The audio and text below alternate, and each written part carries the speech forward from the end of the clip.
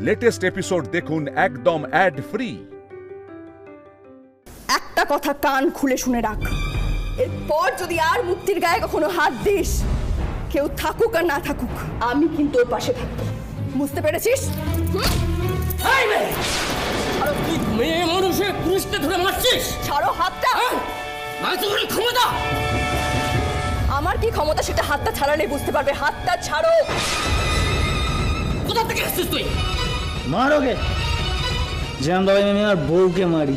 মেয়েরা মা কালীর জাত, মেয়েদের গায়ে হাত তুললে মা কালীর রাগ বেড়ে যায়। তখন যে সে কি করে সে নিজেও জানে না। আমি অবাক হয়ে গেছি তোমাদের সাহস দেখে। হ্যাঁ তো ভুল করো, মদ খেয়ে বউকে পেটাও, তারপরে এত বড় বড় কথা মুখ থেকে বেরোয় কি করে? এই ঠেকটা যত নষ্টের গোড়া। নিজের বউরা সংসার চালানোর জন্য যেটুকু রোজগার করে সেটুকুও মদ খেয়ে তোমরা কেড়ে নাও। কেন? এখানে ওড়াবো বলে? প্রত্যেক দিন এখানে মদ খাও আর বাড়ি গিয়ে অশান্তি করো, বউকে পেটাও। আমিও ভোলে বাবার ভক্ত। ভোলে বাবা যদি আমার সহায় থাকে তাহলে আজই তোমাদের এই ঠেক আমি ধ্বংস করব। ধ্বংস? হ্যাঁ, কে করবে? তুই ধ্বংস করবি? হ্যাঁ,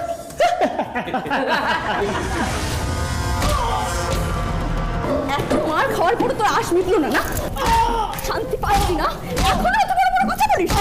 আরো খেতে চাস? দেখতে চাস? কোনোদিনও বদলাবি না, না তোরা কোনোদিনও বদলাবি না। না এত মার খেলি, এত মার খেলি, আজই তোদের এই ঠেক আমরা ভাঙবো।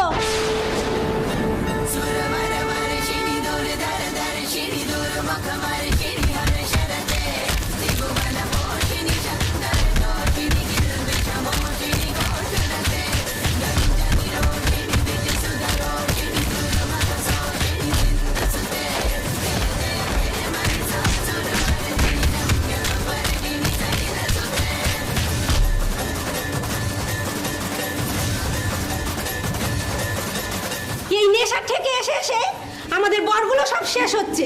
আমাদের হাড় ভাঙা খাটুনির টাকা দিয়ে এখানে ফুটানি ফুর্তি করা হচ্ছে। ভাঙ।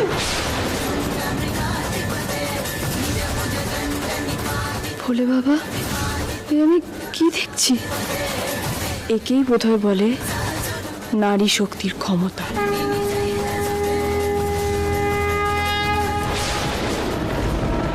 ওই তো মিতুল। চল মিতুল, তুমি এখানে কি করছো? বলি দিদি, শুভ দাদা, তোমরা? আর এগুলো কি অবস্থা? তুমি যখন বেরোলে আমি তখনই বুঝেছি তুমি কিছু একটা কাণ্ড ঘটাতে যাচ্ছ। তাই জন্য তোমার অর্কদাকে দাদা ভাইয়ের কাছে বসিয়ে আমি এলাম। হ্যাঁ মিতুল, আমরা তো তোমাদের খুঁজতে খুঁজতেই এলাম। এবার বলো তো, মানে এখানে কি হয়েছে? অত্যাচার সহ্য করতে করতে দেওয়ালে পিঠ থেকে যাওয়া মানুষরা যখন জেগে ওঠে তখন সব কিছুর বাঁধ ভেঙে যায়।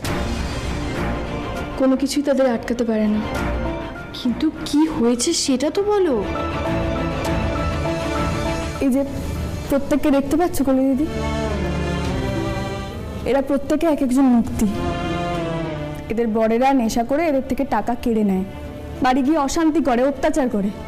এরা সবাই আজ এক হয়েছে, সবাই মিলে ওর বিরুদ্ধে জেগে উঠেছে। এতদিন এই মনের জোর কেউ দেয়নি গো দিদি, তুমি এই প্রথম মনের সাহস দিলে। তুমি তো আমার কেউ হও না বলো, তবু মার খাচ্ছে শুনে তুমি প্রথম এগিয়ে এলে। আজকাল অন্যের বিপদে কেউ পাশে এসে দাঁড়ায় না, কেউ না। আমি নিজে একটা মেয়ে হয়ে অন্য মেয়ের বিপদে পাশে দাঁড়াবো, এটাই তো স্বাভাবিক। আর মেয়েরা ছেলেদের থেকে অনেক বেশি শক্তি ধরে, শুধু বারুদে আগুনটা দিয়ে দিতে হয়। তুমি একদম ভয় পাবে না এরপর থেকে, কেমন? শুভ দাদা, তোমার কাছে কিছু টাকা হবে গো? হ্যাঁ, কত টাকা? তোমার ছেলের ওষুধ কিনতে কত টাকা লাগবে? 1000 মতো।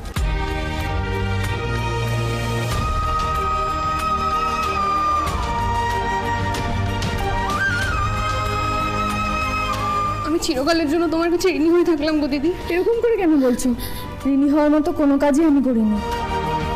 আমি শুধু তোমাদের মতো অসহায় মেয়েদের লড়াই করার শক্তি জুগিয়েছি মাত্র। আচ্ছা শোনো, এই টাকাটা নিয়ে তোমার ছেলের জন্য ওষুধ কিনে চট করে তুমি আমাদের বাড়ি চলে এসো, কেমন?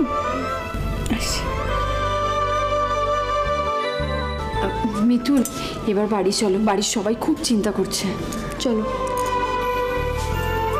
আসছি গো।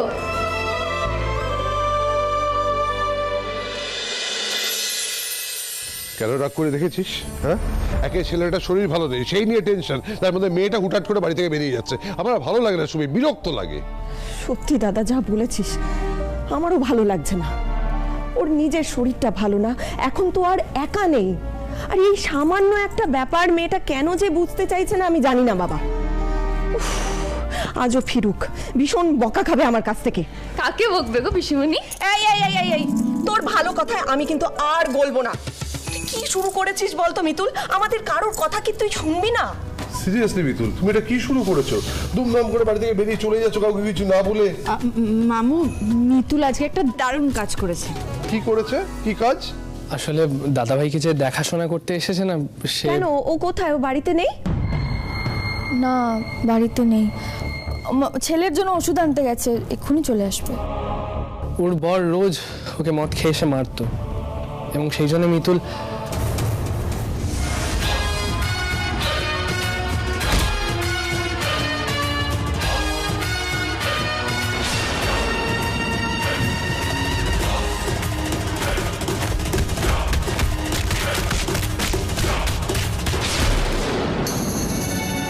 বাবা, আপনি সবই তো শুনলেন, আর আমার বকবেন না। হ্যাঁ, বকবো না মানে? বকবো না মানে এটা কি? তুমি কি কারো কথা শুনবে না? এরকম হুটফাট করে বাড়ি থেকে বেরিয়ে যাবে? বেশ, তোমার যদি এটা ইচ্ছা হয় তুমি এটাই করো। তোমার সঙ্গে আমি কথা বলাটা বন্ধ করে দিচ্ছি। আমি কি করবো বলো? বাবা এরকম করবেন না। তুই কি বুঝতে পারছিস না মিতুল? তোর শরীরের এই অবস্থা, তার মধ্যে তুই অত লোকের সঙ্গে মারপিট করে চলে এলি। তোকে কতবার বলবো আমি এক কথা, তুই আর একা নোস, তোর সঙ্গে আরো একজন রয়েছে মিতুল। কলি, শুভ, আমি একটা কথা বলে দিচ্ছি। আর কলি, তুই অর্ককেও বলে দিবি, এখন থেকে মিতুলের হুটোপাটি একদম বন্ধ। ইন্দ্রর শরীর ঠিক নেই, সে নিয়ে আমার টেনশন রয়েছে। মিতুল আর বেরোবে না, এবং ওকে চোখে চোখে রাখবি তোরা, এটা তোদের দায়িত্ব। একদম ঠিক কথা, আমিও দাদার সঙ্গে একমত। আর শোন, তোরা কিন্তু মিতুলের এসব কাজে আর সাপোর্ট করবি না, ঠিক আছে? আর মিতুল, তোকে শেষবারের মতন বলে দিচ্ছি, শরীরের যত্ন তোকে নিতেই হবে। তোর নিজের জন্য না হলেও যে আসছে তার জন্য তোমাকে এটা করতেই হবে মা। আচ্ছা, আমি বুঝতে পেরেছি পিসিমণি। বাবা, আমি ভুল করে ফেলেছি। কি করব বলো তো? আমি যখন এসব কথা শুনতে পাই না, মাথা ঠিক রাখতে পারি না।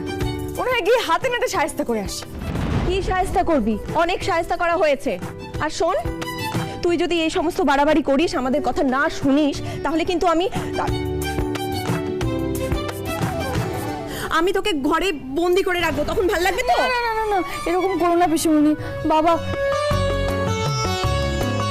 আচ্ছা ঠিক আছে, আমি কথা দিচ্ছি, আমি আর হুটোপাটি করব না। আমি নিজের শরীরের যত্ন নেব, লক্ষ্মী মেয়ে হয়ে থাকবো। হয়তো মুক্তিও চলে এসেছে। তুমি একদম ঠিক সময় এসেছো। ইন্দ্রবাবু রাতের ওষুধটা খাওয়ার সময় হয়ে গেছে, জানো তো? তুমি চলে এসো কেমন? আমিও আসি। ঠাকুর, ওষুধ মানেই তো সেই বিষ। এই মেয়েটা আবার বেঁকে বসবে না তো? না না, একে ভালো করে ভয় দেখাতে হবে, চাপে রাখতে হবে ওকে।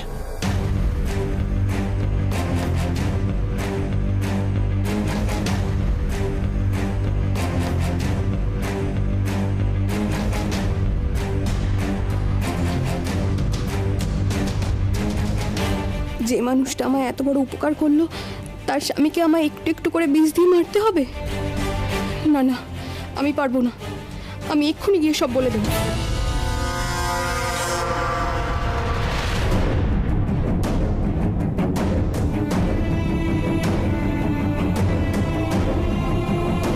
ইন্দ্র, নেক্সট ইনজেকশন কখন? রাত 8টায়। তুমি আজকেই প্রথম ডোজটা দেবে।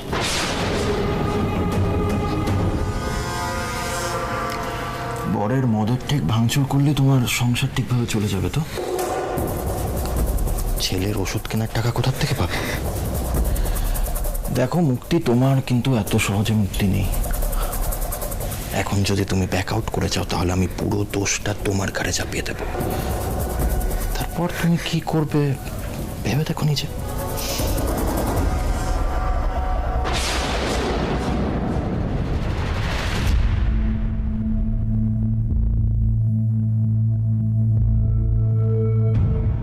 অর্ক আমাকে সবটা বললো, কলি ওকে ফোন করে বলেছিল। বেশ হয়েছে, বাড়ির সকলে তোমাকে বকেছে। আমি বকা খেয়েছি, তুমি আনন্দ পাচ্ছ? পাচ্ছি তো, কারণ তুমি তো আমার কোনো কথা শুনছো না। আমাকে অভিনয় করার নাম করে এই ঘরের মধ্যে অলমোস্ট আটকে রেখে দিয়েছো, আর সেই সুযোগে তুমি এদিক ওদিক করে বেড়াচ্ছ, নিজে কোনো খেয়াল রাখছো না। আর যে মানুষটা আসতে চলেছে তার কথা ভাবছো না। আমি বলেছি সবাইকে আমি এরপর থেকে আর হুটোপাটি করব না। পিসিমণিকে, বাবাকে আমি কথা দিয়েছি। আচ্ছা, আমি তোমাকেও কথা দিচ্ছি, হয়েছে? যে মানুষটাকে চেনো না, জানো না, তার উপকার করতে ছুটলে, একটা বাসের বাড়ি যদি মাথায় এসে পড়তো তখন কি হতো? হ্যাঁ, যত সব।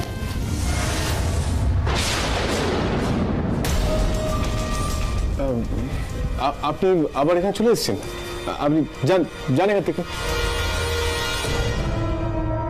আমি জানি আপনার স্মৃতি মুছে যায়নি ইন্দ্র স্যার।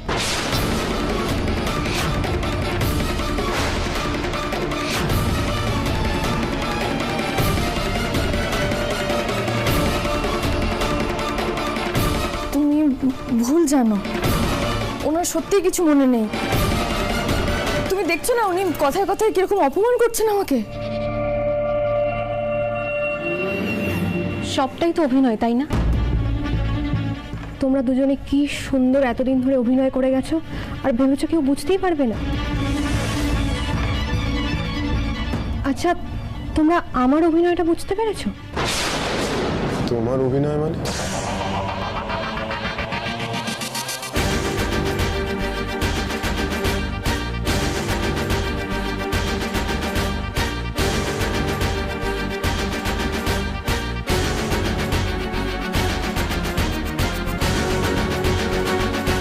এতে বিষ আছে দিদি। এই ওষুধগুলো সব নকল, আর এই ওষুধগুলো যদি দীর্ঘদিন ধরে ইন্দ্র স্যারের শরীরে যায় তাহলে ওনার কথা বলা, হাঁটা চলা সব আস্তে আস্তে বন্ধ হয়ে যাবে।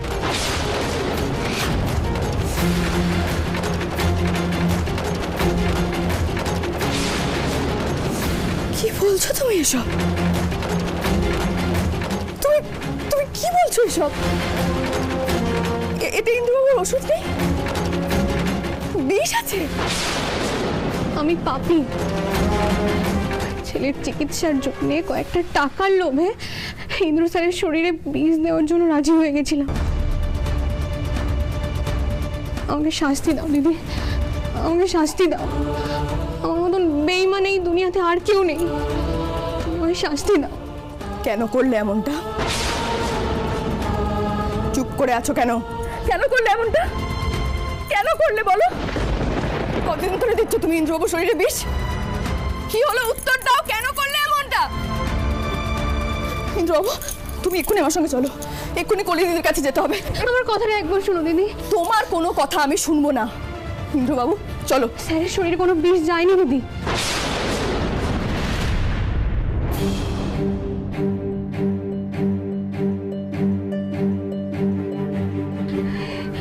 আমার ছেলের দিব্যি। তুমি শেষমেশ তোমার ছেলের দিব্যি দিয়েও মিথ্যা কথা? না না, ছি ছি, রণু স্যার আজকেই আমার হাতে এই ওষুধটা তুলে দিয়েছেন, আর আজকেই আমি আসার আগে কলি ম্যাডাম আগের ওষুধটা ওনাকে দিয়ে দিয়েছেন। এক মিনিট, কে তোমার হাতে ওষুধের শিশি তুলে দিয়েছে? রণু স্যার।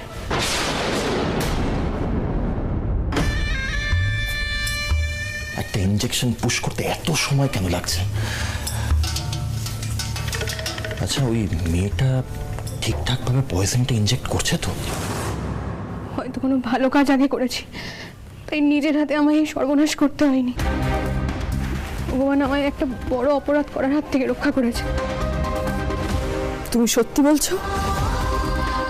দিদি, তুমি আমার যা উপকার করেছো তা আমি এই জীবনে কোনোদিনও ভুলবো না। আমি সারা জীবন তোমার কেনা গোলাম হয়ে থাকবো। আমি তোমায় আর কোনো মিথ্যে কথা বলবো না। তোমার স্বামী তো আমার দাদাই হয় বলো, আর আমি ওনার এত বড় ক্ষতিটা করতে যাচ্ছিলাম। বিশ্বাস করো, ছেলেটা অসুস্থ, ওই জন্যই টাকার দায় আমি এটা করতে বাধ্য হলাম। তুমি আমায় শাস্তি দাও, কিন্তু দয়া করে পুলিশে দিও না। ঘরে ছেলেটা অসুস্থ, তুমি আমায় পুলিশে দিও না দিদি। ঠিক আছে, পুলিশে দেবো না আমি তোমায়। কেন জানো? কারণ তুমি যে সবটা স্বীকার করেছো এটাও একটা বড় গুণ, সবার মধ্যে থাকে না।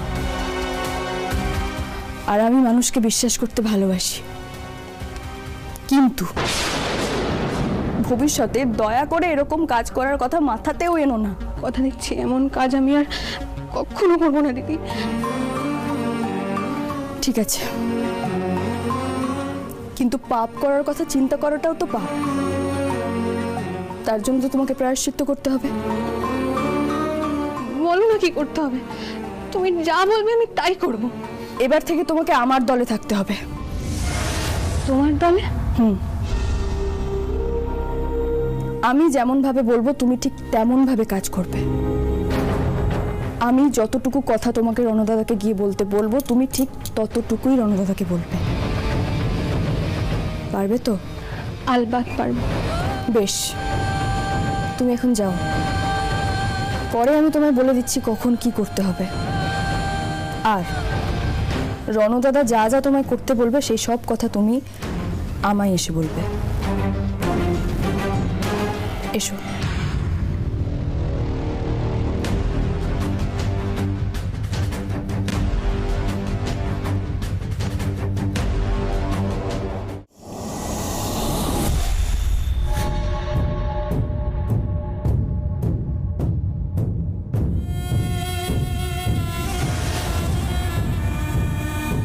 রণ স্যার কি আমাদের কথাগুলো শুনে ফেললেন?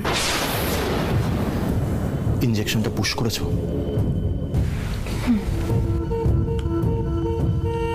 প্রমাণ কোথায়? প্রমাণ?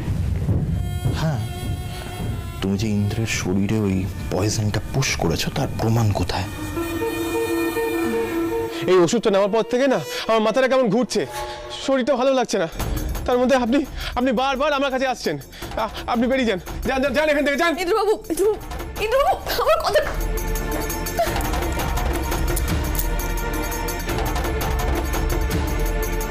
তার মানে স্লো পয়জনটা কাজ করছে।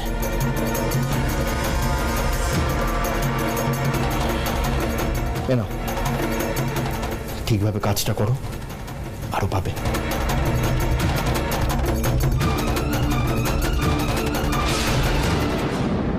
ভোলে বাবার কৃপায় ইন্দ্রবাবু শরীরে বিষটা ঢোকেনি। ভাগ্যিস সেবার আগে করে দিতে ওষুধটা দিয়ে দিয়েছিল, নাহলে সেবারেই ইন্দ্রবাবু শরীরে বিষ ঢুকে যেত। কি বলছো কি মিতুল, এটা তো সাংঘাতিক ব্যাপার। এত কিছুর পর রণ এখনো ইন্দ্রের ক্ষতি করার চেষ্টা করছে, আর সারাক্ষণ আমাদের সামনে ভালো মানুষই নাটক করে যাচ্ছে। মিতুল, আমার কিন্তু এবার আর পেশেন্স থাকছে না। আমি একটু রণর সঙ্গে দেখা করবো আজকে। তো অর্কদা, আমাদের আর কদিন একটু ধৈর্য ধরে থাকতে হবে অর্কদা। আর কতদিন মিতুল? দিনের পর দিন রণ অন্যায় করেছে, আমরা চুপ করে বসে থাকবো? এর কোনো বিচার হবে না? হবে, বিচার হবে,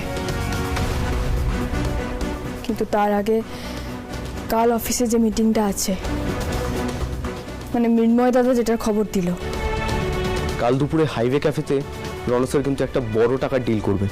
কোনো একটা প্রোডাকশন চালু হবে নতুন করে, কিন্তু উনি নাকি পারমিশন ছাড়াই ডিলটা করবেন।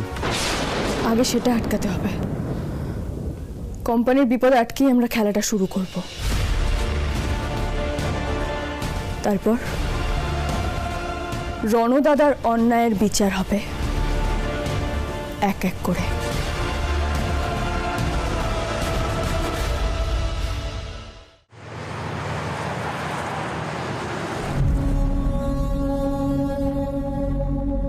হ্যাঁ রণবাবু, আপনি যে ডিলের ব্যাপারে কথা বলছিলেন না, এখন একবার ক্লিয়ারলি বলুন তো।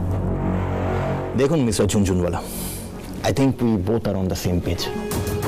আপনি লাহিড়িদের কাছ থেকে একটা বড় অঙ্কের টেন্ডার চাইছেন, আর আমি চাইছি গোটা কোম্পানিটাকে নিজের হাতের মুঠোয় করতে। মানে আপনি কি বলছেন কি রণবাবু? দেখুন মিস্টার ঝুনঝুনওয়ালা, আমি তো আর আপনাকে এখানে এমনি এমনি ডেকে আনিনি। আমি যেটা করতে চাইছি সেটাতে আমারও যেরকম লাভ আছে সেরকম আপনারও লাভ আছে। 2015 সাল থেকে আমি আমার পথের কাঁটা উপড়ানোর চেষ্টা করছি, কিন্তু কিছুতেই পারিনি। But this time the ball is in my court. Indrajit Lahiri স্মৃতি হারিয়েছে, এই সুযোগটাকে আমাদের কাজে লাগাতেই হবে। আপনার প্ল্যানটা কি আছে বলুন তো? আমি লাহিড়ীদের কাছ থেকে একটা বড় অঙ্কের টেন্ডার আপনাকে পাইয়ে দেব, তার 10% আপনার আর বাকি টাকাটা আমার। কিন্তু এই ইন্দ্রজিৎ লাহিড়ী পারমিশন ছাড়া আমরা যে সব কিছু করব, এতে কোনো কেস খাবো না তো? না না না, you don't need to worry about that. আমি পেপারসগুলো এমনভাবে সাজাবো যে আপনি কোর্টে এটাই বলবেন লাহিড়ীরা আপনার সাথে একটা বড় ফ্রড করেছে, আর তাই আপনি কাজটা করবেন না। ইনফ্যাক্ট আপনি ওদের এগেনস্টে একটা কেসও করতে পারেন, সেখানে একটা বড় সড়ো অঙ্কের ক্ষতিপূরণ চাইবেন, আর সেইটার 10% আমাকে দিতে হবে। কিন্তু রণবাবু, এতে খুব রিস্ক হয়ে যাচ্ছে না? হোক না রিস্ক, হোক। আমি বহুদিন ধরে এই প্ল্যানটা সাকসেসফুল করার চেষ্টা করছি, কিন্তু কোনোদিন পারিনি। এইবার আমাকে পারতেই হবে, যে করে হোক আমাকে পারতে হবে। আমি এই ডিলটা করার জন্য যা কিছু করতে পারি। I think that is clear to you. হ্যাঁ, একদম।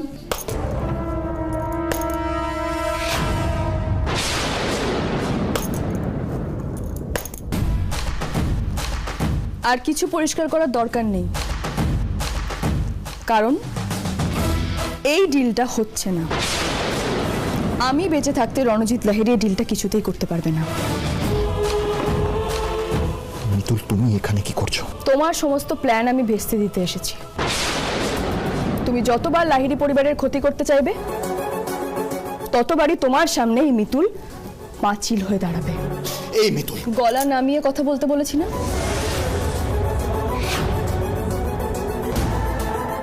একটা কথা কান খুলে শুনে রাখো, মিতুলের গল্পে ঘর শত্রু বিভীষণদের কোনো জায়গা নেই। তোমার মতো কালসাপদের শায়েস্তা করার জন্য মিতুল একাই কাফি। মিতুল, তুমি কিন্তু